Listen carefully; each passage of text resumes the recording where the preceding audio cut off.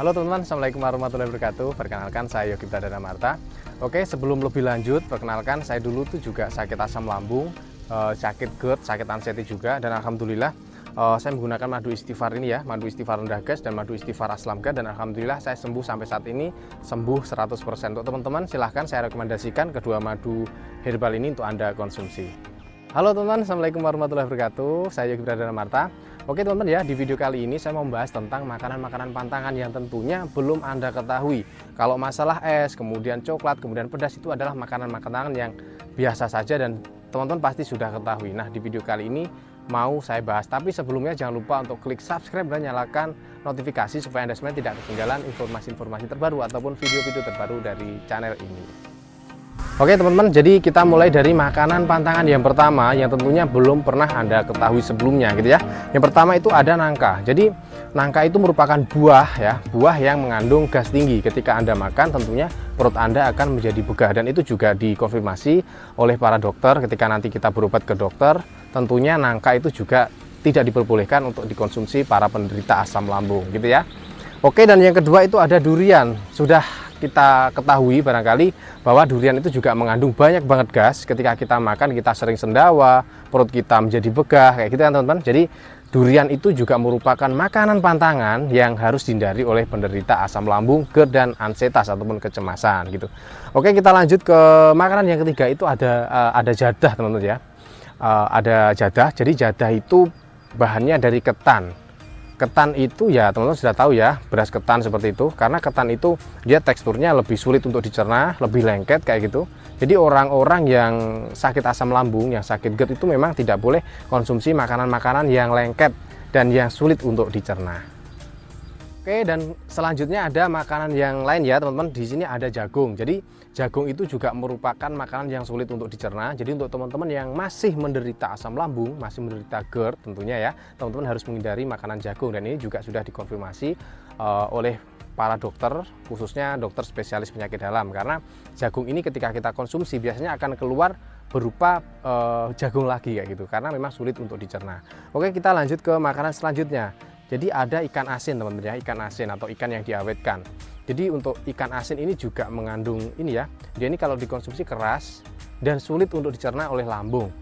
Maka dari itu ketika nanti teman-teman juga konsultasi, teman-teman datang ke dokter, itu biasanya untuk makanan ikan asin ini juga tidak diperbolehkan untuk dikonsumsi para penderita asam lambung.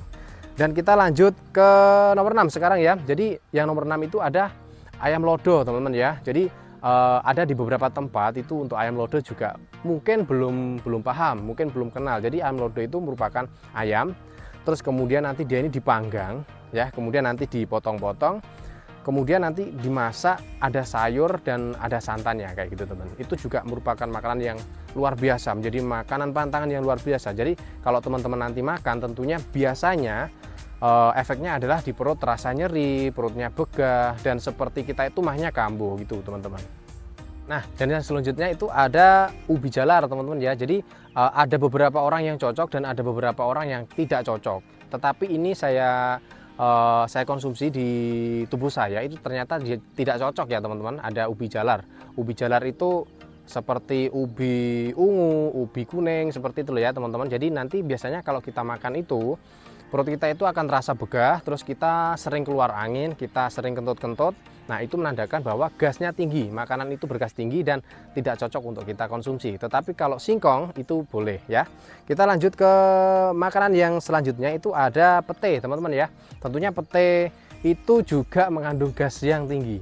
Kalau kita kencing, kalau kita menguap itu baunya yang luar biasa, berarti menandakan pete itu juga merupakan makanan yang bergas tinggi. Itu juga tidak boleh untuk kita konsumsi. Sementara dihindari dulu, itu semua demi kebaikan kita bersama. Oke, kita lanjut ke ada juga semangka teman-teman ya. Nah, semangka ini juga banyak polemik ya, karena memang ada yang cocok, ada yang nggak cocok.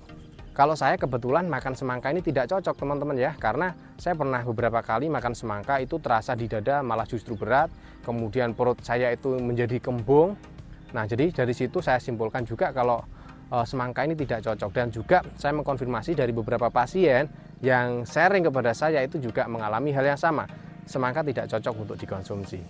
Dan kita masuk ke makanan yang terakhir atau minuman yang terakhir itu ada teh. Ya, ada teh. teh itu juga saya konfirmasi kurang cocok untuk Anda konsumsi ketika Anda masih mengalami masalah gangguan asam lambung, gangguan gastritis, gangguan GERD, dan sebagainya. Karena teh itu juga mengandung gasnya tinggi, dia mengandung asam. Biasanya kalau kita konsumsi teh berlebihan, perut kita akan begah, teman-teman ya. Nah, itu teman dari ke-10 makanan pantangan yang mungkin belum Anda ketahui. Kalau es, kemudian coklat, kemudian susu-susuan, terlalu pedas, terlalu asam itu sudah biasa karena teman-teman sudah mengetahuinya. Dan tentunya kalau ke-10 makanan ini mungkin Anda juga belum tahu, dan ini bisa jadi referensi untuk Anda. Dan mungkin Anda sampai saat ini belum sembuh, salah satunya mungkin masih mengkonsumsi dari ke-10 makanan yang tadi saya sebutkan. Oke teman-teman ya, kita akhiri dulu videonya. Di sini sangat panas sekali. Jangan lupa subscribe dan nyalakan notifikasi tanda lonceng supaya Anda semua tidak ketinggalan informasi-informasi terbaru dari channel ini. Oke, saya Yogi Bradar Marta. Wassalamualaikum warahmatullahi wabarakatuh.